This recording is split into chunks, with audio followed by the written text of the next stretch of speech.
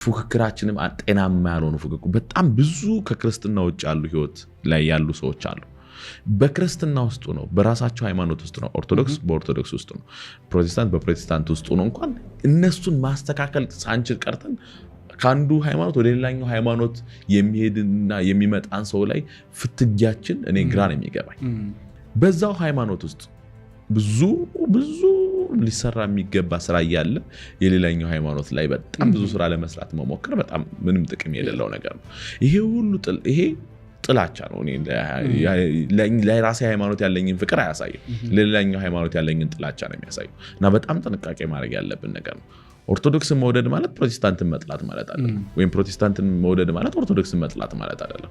እንዲሁም ፕሮቴስታንትን በጣም የሚወድ ሰው ኦርቶዶክስን ማክበር ነው ያለበት። ኦርቶዶክስን በደንብ የሚወድ ሰው ፕሮቴስታንትን ማክበር ነው ያለበት። ምክንያቱም ሃይማኖት ማለት የመጨረሻ ግቡ ፍቅርና ትህትና ነው። እሱን ካጣህ በኋላ ሃይማኖት ምኑ ነው? ሃይማኖት ምን የት ላይ ነው ሃይማኖት? ግን እያንዳንዱ አሁን የጠየቀኝ ጥያቄ በጣም ጠንከር ያለ ጠቅለል ያለ እንደ ማህበረሰብ መስራት ያለብን ስራ ምንድነው? እንደ ማህበረሰብ ማመን ያለብን ነገሮች አሉ። የሸፋፈነው እስካሁን የመጣናቸው ነገሮች አሉ። አሁንም ድረስ ማናምናቸው ነገሮች አሉና ማመንና መሻር ለውጥ የሚያስፈልጋቸው ነገሮች አሉ። በጣም ብዙ ማህበረሰብ ታሟል። ያ ህመም ሊሽርለት ይገባል። ኮሚኒቲ ትራውማ፣ ኢንተርጀነሬሽናል ትራውማውን ቆም ብለን መስበር ያስፈልገናል። የኛ ሀገር ሁሉ ነገሩ ጥሩና ፍጹም አይደለም። ስህተቶች አሉብን፣ ክፍተቶች አሉብን። እንደ ማህበረሰብ፣ እንደ መሪ፣ እንደ ተራ ግለሰብ ይሰራነው ብዙ ስህተት አለ። እሱን ማመን ማስተካከል አለብን። ለውጥ ከፈለግን ደግሞ ለውጡ የሚጀምረው ከራሳችን ነው። በእኔ ልብ ውስጥ ያለውን ጥላቻ ሳላርም፣ በእኔ ልብ ውስጥ ያለውን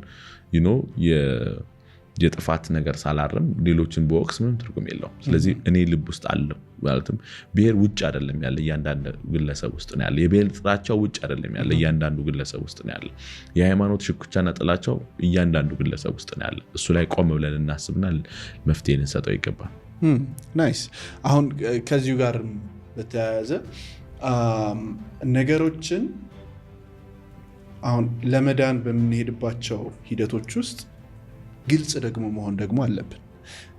አይ ቲንክ ግልጽ መሆን እንደ አንደኛ ነገር እንደ ኢንሴኪዩሪቲ የሚቆጠርባቸው ሁኔታዎችም ደግሞ ይፈጠራሉ። ከግልጽነት እንጀምርና አንድ ሰው ኦተንቲክ ነው፣ በቃ ይሄ ሰው በጣም ግልጽ ነው የሚባለው ምን ነገሮችን ሲይዝ ነው? ግልጽነትስ ራሱ ምንድን ነው? እንዴትስ ነው ግልጽ መሆን የምንችለው? የትራውማ አንዱ ትልቁ በሽታ ከራስ ነው የሚነጥለ፣ ከሰዎች ነው የሚነጥለ። ስለዚህ ኦተንቲሲቲ ማለት መጀመሪያ ለራስ ግልጽ መሆን ማለት ነው። ግልጽነት የሚመጣው መጀመሪያ ምንድነው የማስበው፣ ምንድነው የሚሰማኝ የሚለው ነገር ማወቅ። ኦተንቲክ ነኝ ማለት እኔ የሚሰማኝን እና የማስበውን ነገር በደንብ ተረድቻለሁ እያልኩኝ ነው። እሱን ደግሞ ወደ ማድረግ ልምምድ ውስጥ መጣ ነው ማለት። አሁን ቆም ብዬ ምንድነው የተሰማኝ ያለ ህመም እየተሰማኝ ፌክ ማድረገው ከሆነ ያኔ እኮ ነው ትራውማዬ እንዲያውም ጉዳት አምጥቶታል። ከሰዎች ጋር ቁጭ በጣም ከፍቶኝና ደብሮኝ ራሴን ለማሳቅና ለማጫወት በጣም የሞከርኩኝ ከሆነ ያኔ ነው ትራውማ ውስጥ ያለሁት ማለት ነው። ማድረግ የማልፈልገውን ነገር ሰዎች ስለጠየቁኝ ብቻ በቃ እነሱ እንዲወዱ ብዬ ማድረግ ከጀመርኩኝ ያኔ ነው ትራውማ ውስጥ ያለሁት። ስለዚህ ኦተንቲሲቲ ባይ ዘ ወይ የመጀመሪያው ሰዎች ትራውማቸውን ሂል የሚያደርጉት አሁን ጥሩ አድርገን ያስቀመጥ ለራሳቸው ግልጽ በመሆኑና አውተንቲክ በመሆኑ ያ ምን ይሰጣቸዋል መሰለህ? ከራሳቸው ጋር መልሰው መገናኘት ይፈጥራል። ከራሱ ጋር ጥሩ ግንኙነት የሌለው ሰው ደግሞ ከሌሎች ሰዎች ጋር ጥሩ ግንኙነት ሊኖረው አይችልም። ለምን መሰለህ? ልጅ እያለን ራሳችንን የምናየው ሌሎች በሚያዩን አይን ነው። ልጅ እያለን እኔ ራሴን የማየው፣ ራሴን የምወደው፣ ራሴን የምቀበለው ቤተሰቦቼ ወይም አሳዳጊዎቼ በተቀበሉኝና ባዩኝ መንገድ ነው ልጅ እያለሁ። ይሄ ካደግኩ በኋላ ደግሞ ይቀየርና ሰዎችን የማየው፣ ሰዎችን የምቀበለው እኔ ራሴን በማይበት መንገድ ይሆናል ማለት ነው። ስለዚህ የልጅነት ተመልሶ ይመጣል። ሰዎች ያዩት ካልቀየርኩት፣ በመሃል ካልቀየርኩት ተመልሶ ይመጣል። ግን አሁን ላይ ከሰራሁበት እኔ ራሴን በማይበትና በመንከባከብበት መንገድ ነው ሌሎችን ሰዎች መንከባከቡ የማየው። ለዛ ነው ቆም ብሎ ሰዎች ይሄን ማስተካከል ያለባቸው። ለምን ካልከኝ ልጅ ያለህ በዋናነት ያንተ ደህንነትና ኑሮ የሚወሰነው በአሳዳጊዎች ነው። ስለዚህ ከቻልክ ራስህን ትተህ አሳዳጊዎችን ማስደሰት አለብህ። አታችመንት ማለት ምክንያቱም ያንተ ሰርቫይቫል ሰርቫይቫል ነው ብዙ ነገር ባይዘው ለምንድን ነው ሰርቫይቭ ካልኖርክማ ትርጉም የለውም በቃ ደስታ ጨዋታ አላማ ምናምን የሚባለው ትርጉም ስለሌለው የመጀመሪያ ገቡ ሰርቫይቭ ማድረግ ስለዚህ ያንተ ሰርቫይቫል ደግሞ የሚወሰነው በአሳዳጊዎች ነው ስለዚህ ራስን ትተውና አሳዳጊዎችን ታስደስታለህ ራስን ትተውና በህይወት እንድትቀጥል የሚያደርግህን ነገር በሙሉ ትይዛለህ ግን ካደግክ በኋላ ምን ይሆናል ማለት ነው አሁን ደግሞ ያንተ ሰርቫይቫል የሚወሰነው በዋናነት በአሳዳጊዎች አይደለም ያንተ ሰርቫይቫል በዋናነት የሚወሰነው በራስህ ስትደርስ ምክንያቱም ከዚህ በኋላ ብዙ ውሳኔዎች ያንተ ናቸው ቤተሰቦች አይደለም የሚወስነው ስለዚህ ያንተ አሁን ሌሎችን ማስደሰት አይደለም ዋና ግብህ መሆን ያለበት በዋናነት ራስህን በአግባቡ መያዝ መቻል ዋና ግብ መሆን ያለበት ለዚህ ነው በዚህ አጋጣሚ ብዙ ሰዎች አሁን ላይ የሚጠሉት ማንኛውም ጸባያቸው በልጅነት ወቅት ህይወትን ተጋፍጠው እንዲወጡ ያገዛቸው ዋና ጸባይ ነው አሁን መቀየር የምንፈልገው ጸባይ በዋናነት ትናንትና በህይወት እንድንቆይ ያደረገን ያገዘን ነገር ላይመስለን ይችላል እንጂ አሁን በቃ ይሄን ነገር እንጠላዋለሁ የምንለው ነገር በሙሉ ትናንትና በአግባቡ ትናንትን አሻግሮ ለዛሬ ያበቃን ጸባያችን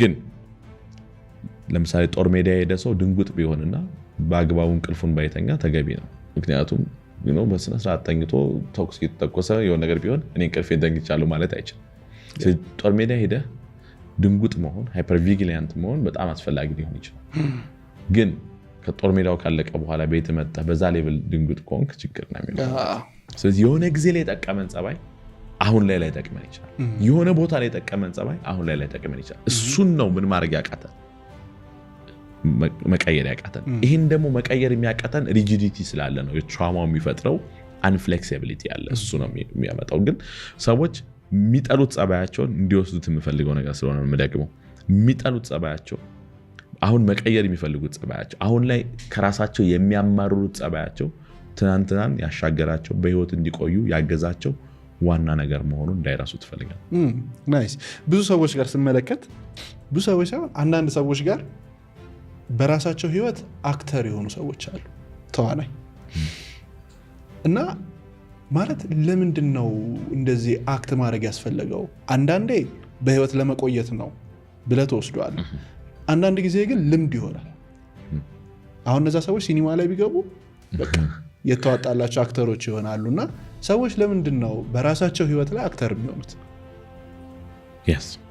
አሁን እንዳለው ነው ማለትም ሌሎችን በማስደሰት ህይወት ውስጥና በሌሎች ላይ የሚፈጥሩት አመለካከት ላይ መልሰው ራሳቸውን ስለሚያዩ ነው ስለዚህ ልጅ ያለ ቤተሰብህ በሚያይ መንገድ ከሆነ የምታየው አሁንም ግን ልጅነቱ ካለቀቀ አሁንም ሌሎች ሰዎች በሚያዩ መንገድ ነው ራስን የምታየው ማለት ነው ራሴን የምወደው ሰዎች ሲወደኝ ራሴን የምቀበለው ሰዎች ሲቀበሉኝ ይሆናል ማለት ነው ራሴን መቀበል ራሴን መውደድ እንዲሁ አልለመድኩም ማለት ነው ለዚህ ነው ናርሲስቲክ ፐርሰናሊቲ ማለት ነው ኦልሞስት በተዘዋዋሪ ከዚህ በፊትም ስናየው ያየ ነው በአስተዳደግ ጫና ውስጥ የሚመጣ ትልቅ ነገር ነው ምክንያቱም ሰዎች ካልወደዱኝ ራሴን አልወድም እያልኩኝ ነው በጣም በተደጋጋሚ ይሄን ብዙ ብያለሁ ባለፈው ናርሲስቲክ ፐርሰናሊቲ ከመጠን በላይ ራስን መውደድ አይደለም እንደዛ ተብሎ መተርጎም የለበትም መውደድ የሚለውን ቃል በመጥፎ ሁኔታ እንድንረዳው ነው የሚያደርገን ራስን መውደድ አይደለም ናርሲስቲኮች ጋር ያለው ከራሳቸው ጋር ትልቅ ግጭት ውስጥ ነው ያሉት ናርሲስቲክ ፐርሰናሊቲ ራስን የመውደድ ምልክት አይደለም ከመጠን በላይ ራስን መውደድ ነው የሚባልም ቃል የለም መውደድ ከመጠን በላይ ሊሆን አይችልም በራሱ መውደድ ማለት ለአንድ ሰው የሚያስፈልገውን እንክብካቤ ማድረግ ነው ለራሴ የሚያስፈልገኝን እንክብካቤ ማድረግ ከመጠን በላይ ሊሆን አይችልም ስለዚህ ናርሲስቲክ ፐርሰናሊቲ ላይ እሱ አይደለም ያለው በደንብ አስረድቻለሁ ባለፈውና አሁንም ይሄ አክተር የሚሆኑት ሰዎች ምን ማድረግ ስለሚፈልጉ ነው ሰዎች ሲወዱኝ ነው ራሴን የምወደው ሰዎች ሲቀበሉኝ ነው ራሴን የምቀበለው ነው አሁን አንዳንዴ ይገርመኛል ሰው መኮረኒ እየበላ ፓስታ እየበላው ነው ቢል ምንድነው ይሄ አሁን የመዋሸት ልምድ ውስጥ ገብቶ ነው እንጂ የሚፈጥረው የተለየ ኢምፕሬሽን የለም ምንም ነገር የለም ምንም ግን በቃ ይለምድባል ምንድነው አሁን ግራ ለምን መሰለ አንድ ሰውም ጠይቅ ግራ ገብቶት ነው ማለት ምን ይሄውን ኢምፕሬሽን ሊፈጠር አይችልም ማለት ነው ምንም ልዩነት በሌላቸው ነገሮች ውስጥ ቢያወራ ምንድነው ያረጋ ያለው ግን ከሪያሊቲ ዲታች ማድረግ ነው እየመረጠ ያለው ሪያሊቲውን ሳይሆን እኔ ማየት የምፈልገው ነው ሁሌ ማየው ነው ይሄ ደግሞ በጣም አደገኛ ነገር ምክንያቱም የፖዚቲቭ ቲንኪንግ የሞቲቬሽን ትልቁ ችግር እኮ እሱ ነው። ሪያሊቲውን ማየት አልፈልግም፣ እኔ ማየት የምፈልገውን ነው የማየው። አንዳንዴ ፊት ለፊትህ ያለውን እውነት ማየት አለብህ። ለህይወትህ አስጊ የሆነ በሽታ ውስጥ ከሆነ የገባኸው አይ በጎ ነገር አስብ ብትባል አደገኛ ነው የሚሆንብህ። የፖዚቲቭ ቲንኪንግ አንዱ ሙቭመንት የካንሰር በሽተኞችን ፖዚቲቭ ሊያስቡ እያሉ በጣም ያስነቋቸው ነበር። ለህይወታቸው አስጊ የሆነ በሽታ ውስጥ እያሉ ፖዚቲቭ ሊያስቡ ነው። ሪያሊቲን ማየት መቀበል አለብህ ሁሌ። ካልሆነ ምን እየለመድክ ትመጣለህ? ሪያሊቲን ዲስቶርት ማድረግ ትለምዳለህ። ሪያሊቲን ደግሞ ዲስቶርት የምታደርገው የውጭውን ዓለም ብቻ አይደለም፣ የራስን ዓለምም ሪያሊቲ ዲስቶርት ታደርጋለህ። እሱ በጣም አደገኛ ነው። ውስጥ ትራውማ፣ ችግር፣ ቁስል፣ ህመም እያለ ነው እኔ ደህና ነኝ ትላለህ። በጣም እሱን እንኳን እንዴት ሂል ማድረግ እንዳለብህ እንኳን እንዳታውቅ ያደርጋል። በነገራችን ላይ ልክ እንደዚህ አይነት እንግዶችን በተደጋጋሚ እንድጋብዝላችሁ የእናንተ ሰብስክሪፕሽን ያስፈልገናል። ስለዚህ ሰብስክራይብ ሳታደርጉ እየተመለከታችሁ ከሆነ አሁኑኑ ሰብስክራይብ ያድርጉ። ሰዎች ሮጠው የሆነ ስኬት ጫፍ ላይ ይደርሳሉ። እዛ ደረጃ ላይ ከደረሱ በኋላ እንደደረሱ ራሱ የማይቀሩ ጥያቄዎች አሉ። የእኔ ማን ነኝ? ህይወት ምንድን ነው? የአይደንቲቲ ጥያቄዎች ይፈጠራሉና ምክንያታቸው ምን ሊሆን ይችላል?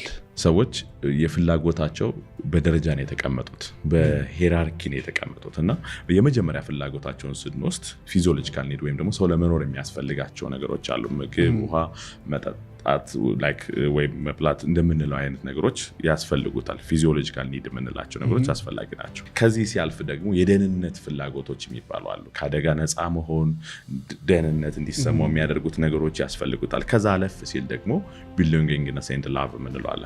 ከሰዎች ጋር አብሮ መሆን፣ መደሰት፣ ፍቅርን መስጠት፣ መቀበልን ይፈልጋል። ከዛ አለፍ ሲል ስቲም ኒድ አሁን ወደምትለው ነገር ወደ ክብርን ወደ መፈለግ ወይም ደግሞ እኔ ማን ነኝ፣ ምንድነው ኮንትሪቢዩት እያደረኩ ያለሁት ወደሚለው ጥያቄ ይመጣል። ከዚህ አለፍ ሲል ሰልፍ አክቹዋላይዜሽን ኒድ የምንለው ሰዎች ራሳቸውን በደንብ ተረድተው ያላቸውን ነገር ደግሞ ለማህበረሰቡ ዓላማ ብለው ለሚያስቡት ነገር መስጠት የሚደርሱበት ነገር አለና በደረጃ ሂደት ውስጥ ነው እነዚህ ነገሮች የሚሆኑት።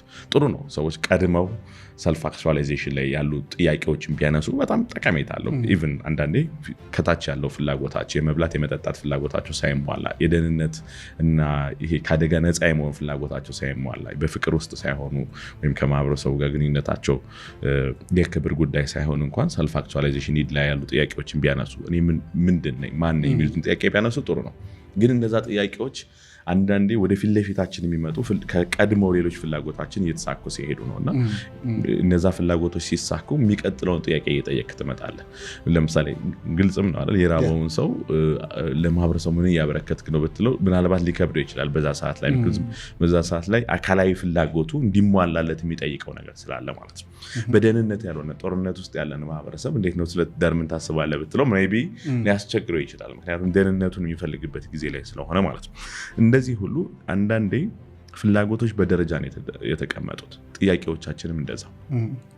ስለዚህ ሰዎች ብዙ ነገሮች የተሟሉላቸው ሲሄዱ ህይወት ምንድን ነው ጠቀሜታው፣ መኖር ምንድን ነው ያለው የሚሉ ጥያቄዎችን ማንሳት ይመጣል። ጥያቄዎችን ቀድመን ማንሳቱ ጠቀሜታ ሊኖረው ይችላልም ጉዳትም ሊኖረው ይችላል። ለምሳሌ አንድ ሰው ምን ብሎ ጠይቀኛል መሰለህ፣ የህይወት ትርጉማ ምንድን ነው የሚለው አልገባኛል። ይሄ እንግዲህ ፈላስፎች ለሺህ ዓመታት ሲያነሱት የነበረ ጥያቄ። በትምህርት ደረጃ ሰዎች አሁንም ጊዜያቸውን ጉልበታቸውን አጥፍተው በጣም የሚመራመሩት ጥያቄ ነው እና እኛ በ10 ደቂቃ በ5 ደቂቃ ልንመልሰው የምንችለው ከባድ ጥያቄ ነው እና አንዳንድ የምንጠይቀው ጥያቄም ክብደቱ ሊገባ ይችላል። ከሞት በኋላ ምን አለ ብለህ ብትጠይቅ በጣም ሰፊ የረዥም ዓመት ትንታኔ የሚጠይቅ ነገር ነው እና ህይወትህን በሙሉ ለዛ ነገር ሰጠህ ለመመራመር ፈቃደኛ ነው ወይ ብዬ ነው የምጠይቀው። የምንጠይቀው ጥያቄ አንዳንዴ ሊያጠፋን ይችላል። ጥያቄውን በአግባቡ መያዝ ካልቻለ እኔ ማንነኝ የሚለውን ጥያቄ ለመመለስ የማንነት ጥያቄ ነው። እኔ የእውነት ነው የምነግርህ ከአንድ ወር በላይ የማንበብ ጊዜ ይፈጀብኝ። ምክንያቱም የፒኤችዲ ጥናቴን እዛ ላይ ስለምሰራ ማንነት ኢጎ የምንለው ነገር አለ፣ አይደንቲቲ የምንለው ነገር አለ፣ ሰልፍ እኔ የምንለው ሀሳብ አለ። እነዚህ ሁሉ ራሱ ምንድነው ልዩነታቸው የሚለውን ለማስቀመጥ ራሱ በጣም ትቸገራለህ። ማንነት ስትል እኔ ራሴ የምናገረው ነገር ነው ወይንስ ሰዎች የሚሰጡኝ ነገር ነው?